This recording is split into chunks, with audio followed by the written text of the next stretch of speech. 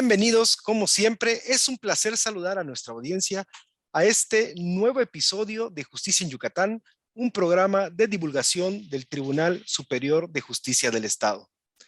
Como se sabe, las normas y leyes de nuestro país tienen la finalidad de regular y armonizar las relaciones sociales y, por supuesto, estas se van modificando de acuerdo a cómo evoluciona la sociedad misma y conforme se presentan los diversos desafíos y situaciones que se hace necesario delimitar. Para hablar sobre esto y sobre las reformas constitucionales, agradezco la participación en este programa del licenciado René Ramírez Benítez, que como usted sabe es un colaborador asiduo de esta transmisión a través de la publicación de diversas opiniones sobre temas que impactan a la impartición de justicia y la vida pública. Estimado René, te saludamos con mucho gusto. Buenas tardes, estimado Mauricio. Muchísimas gracias por la invitación y sobre todo, antes de iniciar, me gustaría también pues felicitarte por este gran trabajo que realizas tú y también el Poder Judicial del Estado. Me parece que este tipo de espacios son muy necesarios en el ámbito jurídico y sobre todo me parece que tú has sido una gran parte de esta nueva forma de comunicar lo jurídico y por lo tanto también no nada más agradecerte, sino también felicitarte. Muchísimas gracias, amigo. Lo hacemos con mucho gusto, con el propósito de acercar los temas de la impartición de justicia para la ciudadanía. En la más reciente edición de Justicia en Yucatán, René nos deja un artículo sobre la inconstitucionalidad de las reformas constitucionales. Y a propósito de ello, abundaremos en este espacio sobre su contenido. René, antes de entrar en materia, ¿podrías, por favor, explicarnos cuál es la naturaleza de una constitución? Claro que sí, y de hecho, justamente el título de esta colaboración lo que incitaba era realmente una provocación al debate, ¿no? Uno pensará reformas constitucionales inconstitucionales, eso es una aberración jurídica, ¿no? Pero me parece que incluso tú comienzas con una pregunta muy importante. ¿Qué es una constitución? Y nosotros siempre señalamos que la constitución, o parece que ser que esa constitución es un librote, ¿no? Un librote de oro que está ahí arriba en una pendiente jurídica. Pero lo más importante es reconocer y determinar qué es justamente una constitución. La versión más tradicional y dogmática nos ha señalado que una constitución pues es un acuerdo de reglas de convivencia, ¿no? Es decir, que es como una especie de pacto social, político, por supuesto, que integra no nada más un catálogo de derechos, sino también pues establece y organiza las instituciones y a la sociedad y cómo ésta va a regir un determinado lugar o un determinado país. Esa es como la definición dogmática por excelencia. Sin embargo, también hay que señalar que una constitución deviene pues de una tradición liberal en la cual pues bueno, se establecen los mecanismos de tutela de derechos, de la protección de los derechos y también lo que deviene incluso del constitucionalismo norteamericano, los check and balances, ¿no? Estos mecanismos de limitaciones de los excesos del poder, por supuesto que también son parte y un reflejo mismo de una constitución. Y por supuesto, y algo que yo siempre comento en cualquier espacio o clase, una constitución es no nada más un documento jurídico de carácter o de una superioridad jerárquica. Una constitución es el reflejo de un sentir de una sociedad. Por ejemplo, si una sociedad señala que para esa sociedad es muy importante la educación, cuando esa sociedad lo exige, se inserta en la constitución, porque entonces se vuelve, en ese sentido, un valor muy importante o primigenio para una sociedad. En ese sentido, me parece que también es importante retomar justamente lo que en 1862 Ferdinand Lasalle o Ferdinand Lassalle señala, y de manera muy poética, ¿no? Nos dice, una constitución debe entenderse como una fuente primaria en la que se deriva todo el arte y la sabiduría constitucional, sentando en ese concepto que se desprende de él momentáneamente y sin esfuerzo alguno. En ese sentido, Ferdinand Lassalle nos dice que una constitución no solamente son los preceptos jurídicos, es el sentir popular y es lo que una sociedad en un momento determinado consideró tan importante como para insertarlo en uno de sus máximos documentos jurídicos y hasta políticos. En este sentido, René, comentaste que una constitución es el reflejo de la conformación de una sociedad, del sentir popular. Por ello, quisiera preguntarte, Se tienen algunos instrumentos que tienen la misión de preservar precisamente el orden constitucional, conocidos como mecanismos de control constitucional. ¿Podrías decirnos cuáles son, en qué consisten? Claro, me parece que acabas de realizar esta pregunta de una manera excelente. Como bien señalaba con anterioridad, pues si decimos entonces que la máxima expresión social, popular y hasta política se plasma en una constitución, pues entonces no solamente tiene que estar ahí nuestra constitución muy bonita en su redacción, sino también tiene que hacerse valer o hacer que esta redacción normativa tenga vigencia. Y para esto justamente existen estos mecanismos de control constitucional. Estos mecanismos jurídicos nos garantizan que justamente se preserve esa regularidad constitucional con la cual, pues bueno, vamos a defender la Constitución misma cuando existan actos de autoridad o incluso actos del Estado que sean contrarios a la Constitución misma. Y esto no nos debe extrañar. Justamente un Estado democrático lo que siempre va a intentar salvaguardar es justamente esto, que los actos de todos los órganos del Estado se contraigan a lo que señala a la Constitución. Y pues por supuesto, en un sistema de pesos y contrapesos, un mecanismo de control constitucional nos ayuda a garantizar de manera democrática y jurídica y que todos los miembros inherentes al Estado, pues bueno, exista un control público de sus actos. Pues bueno, creo que de manera general podemos señalar que existen a nivel federal, por así decirlo, en nuestra Constitución Política de los Estados Unidos Mexicanos, existen en el orden jurisdiccional diversos mecanismos. El primero de ellos, el juicio de amparo. Segundo, las acciones de inconstitucionalidad. Tercero, las controversias constitucionales. Y por supuesto, algo que omiten muchos académicos y litigantes, el juicio para la protección de los derechos político-electorales y el juicio de revisión constitucional electoral.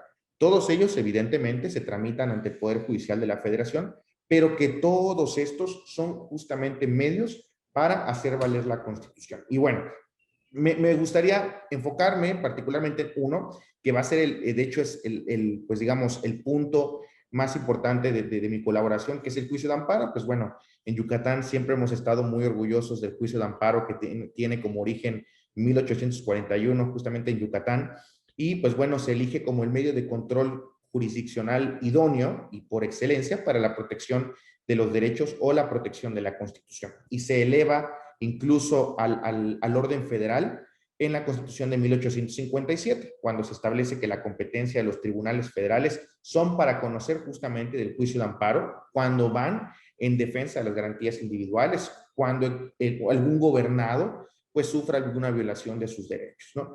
En el texto original de la Constitución de febrero de 1917, pues se preservan las disposiciones de amparo de la Constitución del 57, y ahí es cuando incorporamos pues las reglas procesales constitucionales de la tramitación del juicio de amparo. Pero ¿por qué justamente me estoy enfocando a este mecanismo de control? Porque es el, digamos, el más común. Es el que cuando una persona siente que algún acto de autoridad o incluso algún acto de un particular con efectos de acto de autoridad presuma que violó sus derechos, acuden justamente a la protección de la justicia federal. Pero tampoco podemos omitir que a nivel estatal, Yucatán también tiene mecanismos de control constitucional. Sin embargo, en este momento me voy a enfocar a lo que es al nivel pues federal, ¿no? También pues hay que reconocer que, por ejemplo, algo muy importante, vean qué tan relevante es la función del Poder Judicial, que el Poder Judicial, dentro de esa legitimidad democrática, si percibe que algún acto de autoridad violenta la Constitución, lo puede dejar sin efectos. Esto no es poca cosa. Realmente estamos hablando que la función jurisdiccional, la función que tiene un poder judicial, es de tan alta investidura que mantiene a raya los demás poderes y los demás actos que cometan cuando perciba y se acredite alguna violación a la Constitución. Y pues bueno, el juicio de amparo, justamente algo que señala es la jurisprudencia, ¿no? Cuando se configura una jurisprudencia por el Pleno de la Suprema Corte de Justicia de la Nación y se ha sustentado ese mismo criterio, pues lo que hace la Suprema Corte de Justicia de la Nación es le notifica al Congreso de la Unión para que en 90 días naturales, pues bueno, se expulse del orden jurídico mexicano ese precepto normativo o esa norma que se ha declarado como inconstitucional. Ahora bien, si no lo ha hecho, lo que hace el Pleno de la Suprema Corte de Justicia de la Nación es emitir la famosa Declaratoria General de Inconstitucionalidad. La más reciente que hemos vivido, pues fue una relativa a el consumo de un estupefaciente muy conocido, y es cuando se emite la Declaratoria General de Inconstitucionalidad. Y esto, pues bueno, tiene efectos generales y establece una entrada en vigor y las condiciones en las que se dicta. Pero vean qué tan importantes son estos mecanismos, como en este ejemplo, que cuando existe una situación, una norma o un acto que es declarado inconstitucional, pues tiene tal vigor y tal fortaleza que puede expulsar del orden normativo o declarar un acto como contrario a la Constitución. Y me parece que eso no puede pasar desapercibido. Ahora que mencionabas a la Suprema Corte de Justicia de la Nación, me gustaría recordarle a nuestra audiencia, que es un tema que además hemos abordado en este programa, que en el caso del Estado de Yucatán, también tenemos un tribunal constitucional. El Pleno del Tribunal Superior de Justicia del Estado se erige en tribunal constitucional para conocer de los mecanismos de control constitucional local. Y a propósito de esto, entiendo, René, que en el caso de Yucatán, además de los mencionados, que los mecanismos que ya mencionaste, está también el del control previo de constitucionalidad. Rápidamente, ¿podrías decirnos en qué consiste este? No, claro, y me parece que acabas de hacer incluso un señalamiento muy importante que tampoco pues, puede pasar desapercibido. Yucatán incluso tiene al menos normativamente, tiene un excelente sistema de justicia constitucional local. Tanto es así que nuestra ley de justicia constitucional prevé diversos mecanismos de control constitucional. Pues para no omitirlo, la controversia constitucional local, la acción de inconstitucional local, la acción contra omisión legislativa o normativa, y como muy bien acabas de mencionar, el control previo de constitucionalidad.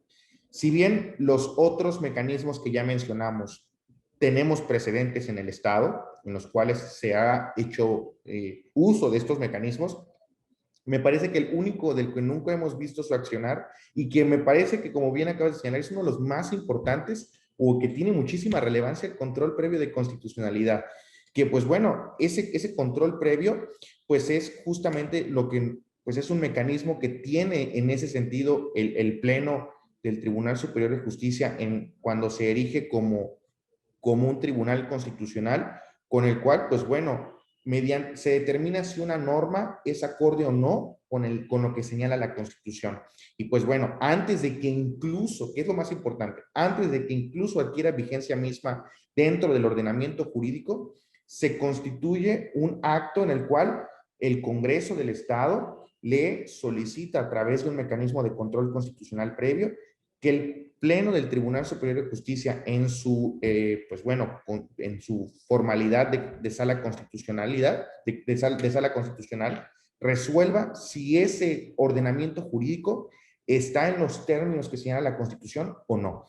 Me parece que este mecanismo resulta muy interesante a la luz de los recientes acontecimientos, porque eso pudiera marcar una pauta para que incluso el Poder Legislativo solicite a través del Poder Judicial una revisión previa de su constitucionalidad, y eso permitiría que cualquier ordenamiento jurídico que emita el Congreso del Estado, pues incluso pueda revisarse una constitucionalidad previa para evitar cualquier vulneración futura. Me parece que, como bien señalas, es un mecanismo muy importante dentro de la Ley de Justicia Constitucional del Estado. Si hasta este momento no hemos visto un uso de este mecanismo, está establecido, y pues bueno, ojalá que se haga uso reciente o en los próximos años se haga uso de esto, porque me parece un gran mecanismo de control constitucional local.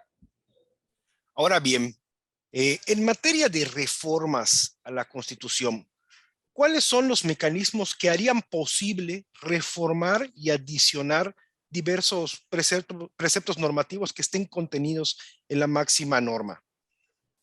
Claro, y creo que tampoco podemos olvidar, y me parece que aquellos colegas van a coincidir cómo nos enseñaron en las clases de Derecho Constitucional, que la modificación en la Constitución mexicana, al menos es de un sistema rígido. O sea, para modificarla se requieren de una serie de pasos para acreditar y para que pueda tener vigor esta modificación constitucional. Habiendo dicho esto, hay que recordar que realmente el órgano legitimado para modificar la Constitución es el Poder Legislativo. El Poder Legislativo, pues en los términos que señala, si no mal recuerdo, el artículo 73, 74 y 76 de la Constitución Política de los Estados Unidos Mexicanos, son las que justamente reconocen y establecen las facultades del Congreso de la Unión.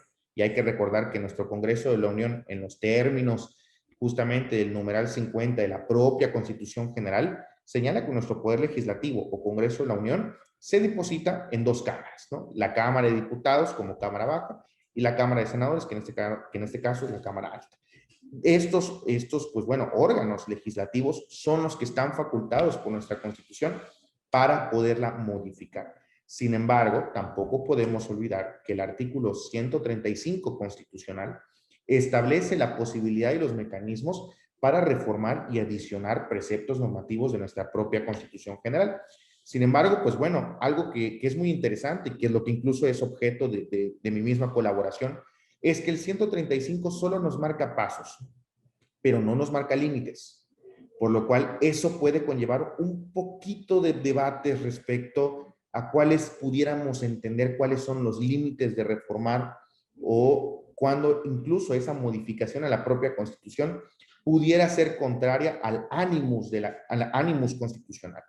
Me parece que el profesor Tena Ramírez, que fue un maestro de muchos, ¿no? En los libros del profesor Tena Ramírez, creo que todos hicimos uso de ellos, nos mencionaba incluso que el órgano constituyente del artículo 135 es el único que tiene pues esa investidura plena para poder reformar y adicionar a la Constitución. ¿Qué quiere decir? Y hay que señalar, cuando el Congreso de la Unión va a modificar la Constitución, no solamente es un simple poder legislativo, se configura como constituyente. Y esto quiere decir que en ese sentido está haciendo uso de las máximas facultades de la Constitución para reformarla. Y que por lo tanto, pues bueno, tiene no nada más ese, pues, facultad plena para poder reformar la Constitución, sino también cuando existe un legislador constituyente, o sea, que va a modificar la Constitución, tiene también que tomar en cuenta la conciencia histórica, los preceptos sociales y lo que exige la sociedad al momento de reformar la Constitución. Por supuesto, durante toda la discusión respecto a esto, los constitucionalistas nos han dicho, bueno, hay dos posibilidades. Se reforma la Constitución por el constituyente o por exigencia social. Me parece que eso no puede ser un objeto de debate porque me queda claro que la Constitución es relativamente directa sobre quién es el órgano facultado. Si bien no podemos también omitir, existen órganos que también tienen derecho a presentar iniciativas. Tanto es así que el Poder Ejecutivo Federal puede presentar iniciativas en la materia, ¿no? También pero que van a llevar a cabo un proceso legislativo, que es, pues bueno, justamente en esos, digamos, ya requisitos constitucionales que ya mencionaba, además de que no solamente el Congreso por una votación calificada lo pueda aprobar, sino también necesita la aprobación de los congresos locales, el tema de lo que se está modificando a nivel constitucional, por lo cual me parece que es incluso, a pesar de los requisitos que la Constitución señala, me parece que hay que tampoco podemos omitir que la Constitución Política de los Estados Unidos Mexicanos es una de las más modificadas del mundo y me parece que los requisitos que actualmente señala pues no son suficientes para hacer que sea un sistema rígido. Tanto es así que la Constitución me parece, no me acuerdo no me acuerdo el académico que hizo el conteo de los decretos, ya vamos para 2000 modificaciones, ¿no? Y si lo vemos en otras latitudes, en otras constituciones, bueno, Estados Unidos 13 nada más, ¿no? Entonces, nos deja ver que pues, el sistema rígido no está tan rígido que digamos, ¿no? Entonces, me parece que es una crítica que tenemos que señalar y, por supuesto, pues el procedimiento que la Constitución ya señala. Finalmente, apreciado René, me llama la atención algo que comentaste sobre las modificaciones que pudieran ser contrarias al ánimo constitucional. ¿Es posible que una reforma introducida a la Constitución sea susceptible de ser atacada de inconstitucionalidad? Claro, me parece que tu pregunta es muy, muy importante, que incluso es objeto mismo de mi contribución. Claro, los caracteres no le hacen justicia al enorme debate. ¿Qué puede contestar cualquiera, incluso hasta yo en la materia? Te va a decir no. Ningún artículo constitucional o modificación constitucional puede ser contraria a la Constitución. Claro, nos suena lógico. Sin embargo, tenemos que ponernos a ser más analíticos, más abiertos sobre esta posibilidad. En años recientes, me parece que hay dos temas que son incluso gran ejemplo de esto. Primero, el tema de la seguridad pública. Lo hemos visto con recientes reformas en esa materia. Y pues me parece que ahí en el tema de las competencias, quién se hace cargo y todo eso, nos dejan ver el tema pues de que pudiera haber que una reforma a la Constitución pues no respeta la misma Constitución. Y segundo, pues el tema de justamente una figura jurídica del derecho penal llamada el arraigo, ¿no? O incluso recientemente el tema de la prisión preventiva oficiosa, ¿no? que ha sido objeto de muchísimo debate, incluso a nivel del máximo tribunal constitucional del país, el tema de la prisión preventiva oficiosa está siendo de un gran debate. Esas tres figuras nos dejan ver que es posible que alguna cuestión en la Constitución sea contraria, no solamente a la Constitución, que es lo que yo quiero señalar. Una reforma a la Constitución, si bien no puede ser inconstitucional, sí puede ser inconvencional. ¿Qué quiere decir? Contrario a los tratados internacionales en la materia. Y justamente una de las metodologías que yo utilizo para esto, para analizar esto, es el famoso derecho metapositivo, ¿no? Esta nueva corriente que están haciendo a raíz justamente de los tratados internacionales. Y nos dice, bueno, el derecho metapositivo nos dice que el ejercicio de control constitucional por órganos jurisdiccionales, pues tienen, si bien tienen el monopolio de la decisión y de la determinación, pues, y también ese monopolio, ¿cómo lo resuelven? Lo resuelven utilizando un documento llamado Constitución. O sea, sus decisiones no son por un criterio nada más, sino también por lo que dice la propia Constitución. Y en ese sentido, pues bueno, se convierte en un carácter metapositivo de la norma constitucional. Sin embargo, hay que entender que una Constitución no solamente, como mencionábamos desde el inicio, no solamente es el texto escrito, también está el texto no escrito o por añadidura, el no positivo en ese sentido, que en ese caso, pues bueno, son ordenamientos jurídicos superiores, que si bien no estamos hablando de la Constitución misma, el derecho metapositivo, cuando habla de este derecho no escrito, hace referencia a documentos jurídicos como son los tratados, pactos o normas de carácter internacional. Y me parece que ahí es donde está lo más importante. La Suprema Corte de Justicia de la Nación ha debatido el tema sobre las constituciones locales. Y ahí sí que nos vamos a apartar un poquito del tema de tu pregunta inicial. Las constituciones locales, además de que existe la soberanía de las entidades federativas, sí tienen una limitante. Y justamente la Suprema Corte de Justicia de la Nación, me parece que en tres acciones de inconstitucionalidad, la 47 diagonal 2006, y sus acumuladas, la 39 diagonal 2006 y sus acumuladas, y la 41 diagonal 2006 y sus acumuladas. En esas tres acciones de inconstitucionalidad, la Corte determinó que las constituciones locales, al reformarse o al establecer algo, no podían solo ser señaladas de que si era inconstitucional o no. Cuando se modificaba una constitución local, tiene límites. Y esos límites son material, formal y competencialmente a lo que señala la Constitución Política de los Estados Unidos Mexicanos.